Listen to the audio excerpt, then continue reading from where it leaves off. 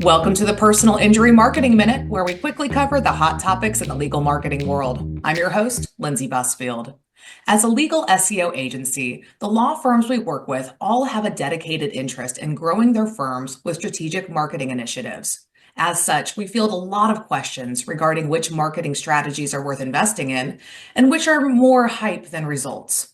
One organization we have been asked about multiple times is PILMMA.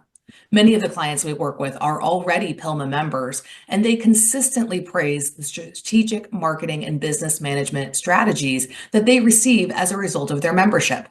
Additionally, I had the opportunity to meet Ken Hardison, the founder of PILMMA, at their annual summit last year.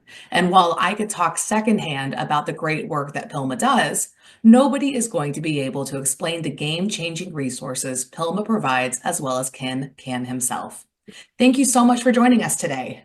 Oh, thank you it's my honor. Well, let's start with a little bit of information just about you. Can you share a little bit about your journey from becoming a lawyer to a leader in the legal marketing and management industry? Yeah. So I started practicing in '82 in a little town called Dunn, North Carolina. And I was a partner in another firm from '82 to '96. And I wanted to start marketing because I had went to court one day. I used to do PI, disability, and criminal. And one of the partners did estate, real estate, another one did domestic. And I went to court, and this guy came in with crutches, and I said, "What happened, Joe?" He said, "Well, I got hit by a semi." I said, "Well, I do PI." He said, "Yeah, but I hired this guy off TV." And it just hit me. Well, I went and tried the case, and we won the case. And I drove back to the office, and I told my partner, I said, "I want to have a meeting." I said, "We have got to change with the times." I said, we need to start marketing. And they said, "No, it's unprofessional. We're not going to do it." So anyway, we had a dialogue for about 6 months. I left, took one associate and 3 staff. And I went out and kind of went out, spent 3 days with John Morgan. This is in '96. Back then, he only had 25 lawyers. I went Ken Nunn up in Indiana, and I shadowed him for 2 or 3 days. And then I went and got involved with Dan Kennedy and Jay Abraham, and I just learned everything, read everything I could about marketing, and then applied it to law firms. And I went out and mortgaged everything I had to my name, $500,000 at that time, and went on TV and started Yellow Pages. And of course, the Yellow Pages are dead now. But anyway, in 5 years, we went from two lawyers, 3 staff, to 13 lawyers, 47 staff, and the rest is history. 2010, I just got up one morning and I just felt challenged. I wasn't looking forward to going to work, and I said, I think I'm ready to do something else. And so I sold a law firm, and I was going to retire. And I moved down to Myrtle Beach from Raleigh. I was living in Raleigh then. And I fished and golfed for about 6 months, got bored. And I started a mastermind, and then we started PILMMA, and the rest. It's kind of a hobby to start with. It 2 or 3 years, it really took hold. And without much marketing, believe it or not, we started growing. And then I said, well, I can make this a real business. So I did. And the rest is history. I mean, we're on our 15th year. We've, helped hundreds, if not thousands, of PI lawyers, disability, workers' comp, employment, anything with contingency. I don't think we're as good a fit for domestic criminal lawyers, although we do have some. We really niche for the injury / contingency-based law firm. And we got different levels of membership. I used to do some coaching and consulting, and we've got just a regular gold membership. And we offer intake training every month for your intake people, a marketing roundtable, a management roundtable. I do a Q&A every month on Zoom. Any question anybody's got. We do a monthly magazine.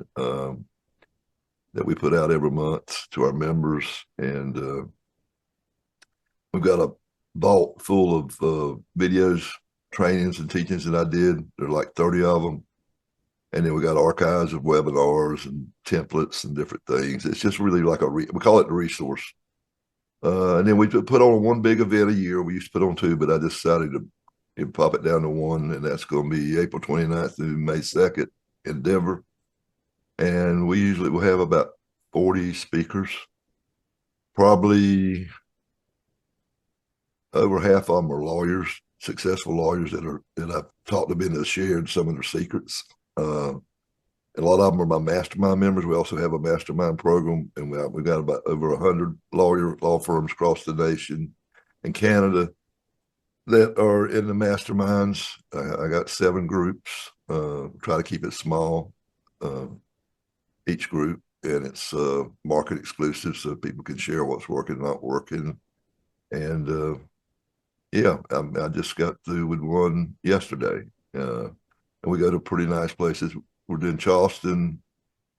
I think in July we're going to Montreal if they'll let us in. I don't know with all these tariffs. And then we're going to Hawaii. Next year we'll go to Key West and Jackson Hole, Wyoming. So we go to really nice places, stay at really nice hotels, and it's almost like a little, groupie. It's everybody's sharing and trying to help each other, like a little mini board of advisors. Yeah, talk to me a little bit more in depth about what a mastermind experience is like. Yeah, I wrote a book on it called The Mastermind Effect. So basically, what you're trying to do, it was developed many, many years ago. Napoleon Hill's known for it, Think and Grow Rich, but it's where you get like-minded people together that are to help each other and trying to help them grow their business. And the deal is, most of them are entrepreneurial, and most of their families or their partners or their people that they're working with don't understand them because they're thinking big, they're thinking outside the box, and I'm one of those people. And so I've been in masterminds for over 30 years. I still am in another mastermind. It has nothing to do with lawyers, but so we get together and meet, and pretty much I've been doing it 15 years now. So what we do is, number one, we make them fill out sheets so that they know their numbers, like what is percentage of your gross is spent on staff, what percentage is spent on associates, what percentage is spent on marketing, what's your net, what is your average fee per case type, what is your conversion rate for cases wanted. And what we try to get lawyers to do is to really think about running the law firm. It is a profession, but you got to run it like a business because it's very competitive in PI. I tell you, the most competitive field, in my opinion, out there, as far as for law firms. And each one gets about 45 minutes to an hour to share what's been working in marketing and management, what's not been working in marketing and management since the last meeting, and what challenges they're having. And then if there's something they've thought about doing, some kind of marketing or some kind of new compensation package for their staff or lawyers, they'll ask, I'm thinking about doing this. Have you ever seen this, or have you any of y'all doing this? And so you get all this feedback, and I facilitate all of them. I'm kind of like the orchestra leader. I try to not make it the Ken Hardison show. I try to get people that are very quiet to talk, and I get people that like to talk too much to stay quiet a little bit more. But I'm trying to get everybody to engage. You know what I'm saying?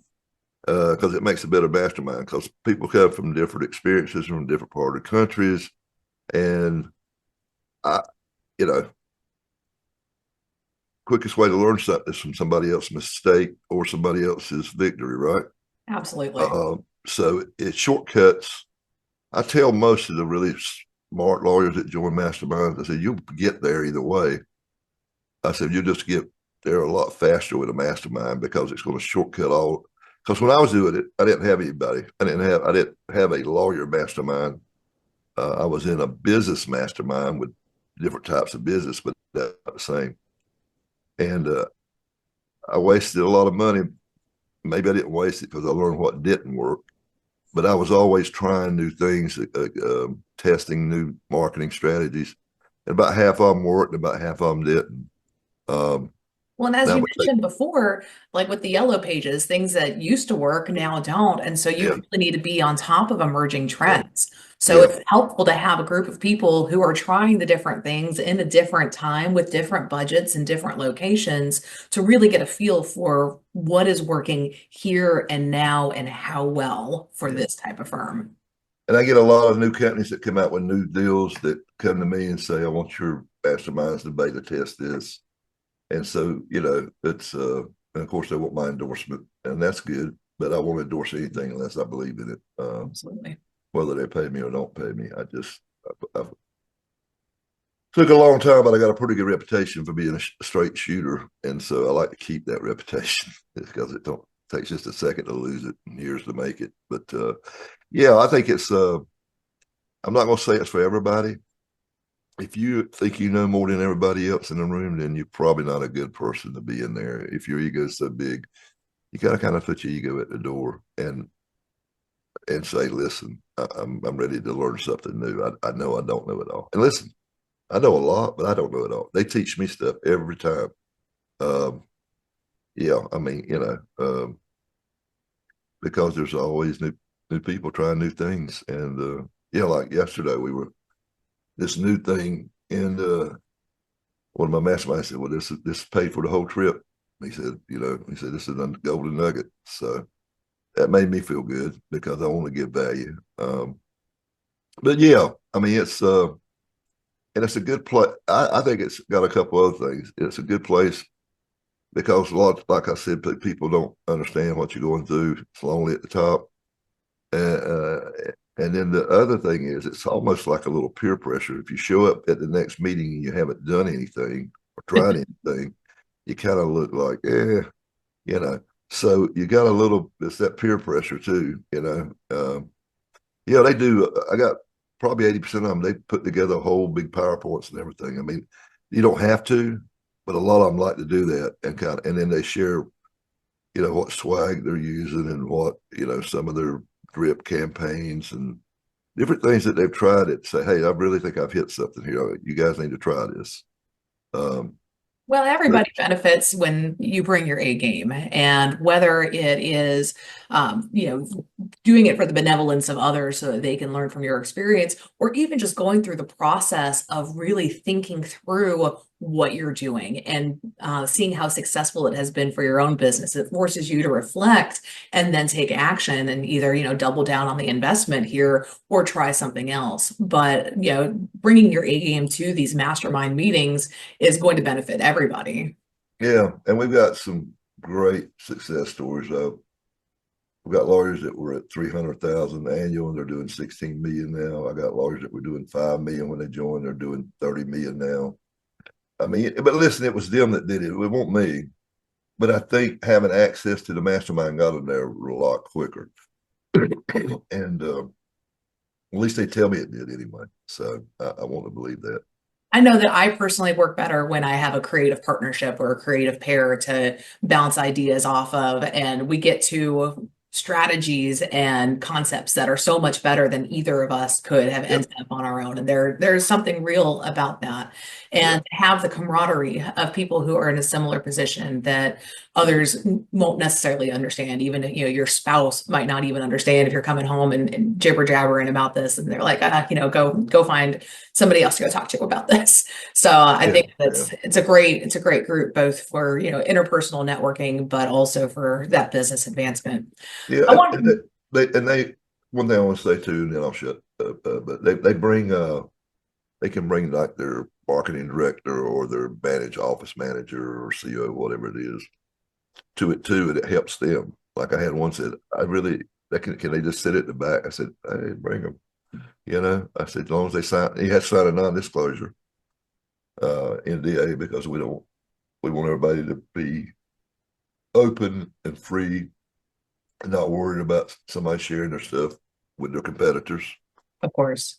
And we've done good. And I had to create a Chinese wall for me because I might have, I got like 7 groups. I might have 5 groups with lawyers from Atlanta, and I can't talk about in one group what some other groups do. I have to, I have to put on the blinders, which is I'm good at. My grandmother told me I was the only grandchild she had that she could tell anything to and tell me not to tell anybody, and I wouldn't.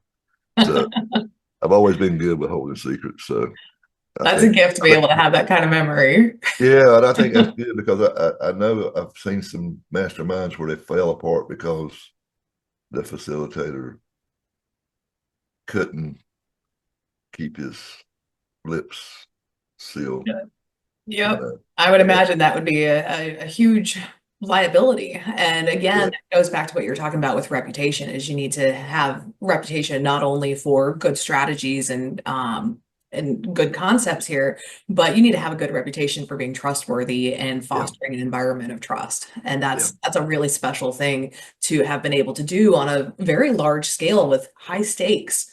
Uh, yeah. so that's, my hat's off to you for creating that. So, talk to me about the annual PILMMA Summit. I know I'm excited to be out there, out in Denver in April. But for anybody who hasn't been, what can attendees expect and what can they expect to walk away with? Yeah. So we're kind of different. I think I call our differentiator is that it's not a lot of fluff. I don't get big name football players or stars. Uh, what I try to do is get really good content that actionable that you could take home, not a bunch of theory. So, like we got people told me talking about how to actually get LSAs to where they work because a lot of lawyers have problems with them. What to do to get you to get on the maps. As you know that. Um, you know, how to get referrals from your past clients, how to get, um, uh, streaming TV, radio, um, how to hire, how to fire, what KPIs are important to keep up with, what numbers should you really be looking at. Um, and I try, and probably we'll have some panels like a social media panel. This is what's working now. This is what's not working. We got a guy that's really busted YouTube wide open from Texas that's going to share the secrets of how he's just like quadruple his practice in less than 3 years by using YouTube. Um, so we've got like I said, over 40 speakers. Uh, we I think the big deal is us is not a lot of fluff. We don't even give CLE credits. I mean, people come there to learn how to grow their practices, and we'll have about anywhere from, I think we've got 64 vendors signed up right now. We've got 72, so we got what, eight spaces left, and we'll probably sell out. We usually do.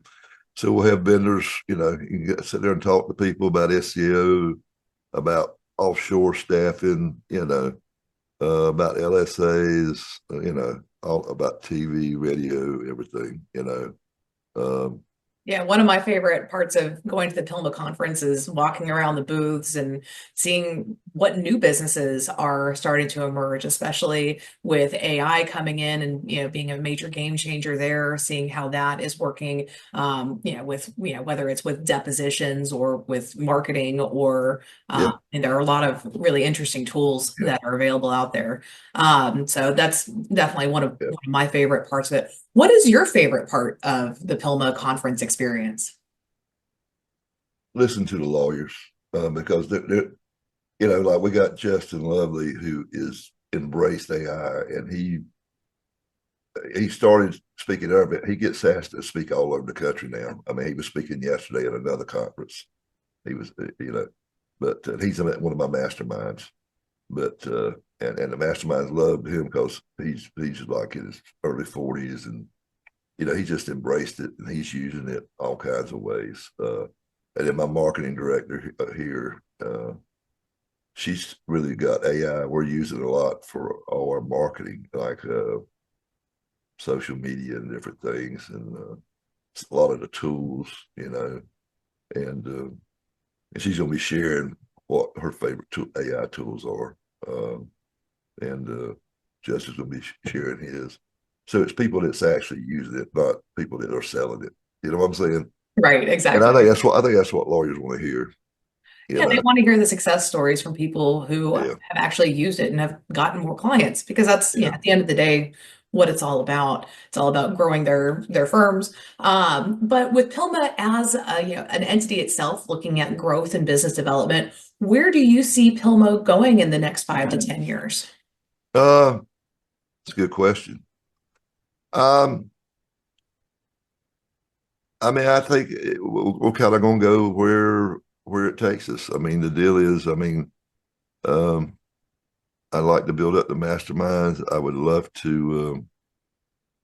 We've got some things in the bull room we're talking about. Um, I don't know that I want to reveal them right now because when I started this, I had no competitors. Now everybody and his brother is either got a mastermind or doing consulting work, and I'm good with that, you know. But I have to be a little bit more careful than I used to be about what I'm. I've had people come work for me and then go work for somebody else and tell them what I was getting ready to do. So I had to be careful about it, you know. Right. But I mean, I'm fine with people copying what I do. I mean, that's when I practiced law. They did it. You know, it drives my wife crazy. I said it's the biggest form of flattery. I said, don't worry about it. I said we'll be on to something else next year. You know, that's the way it works. You got to pivot and keep going.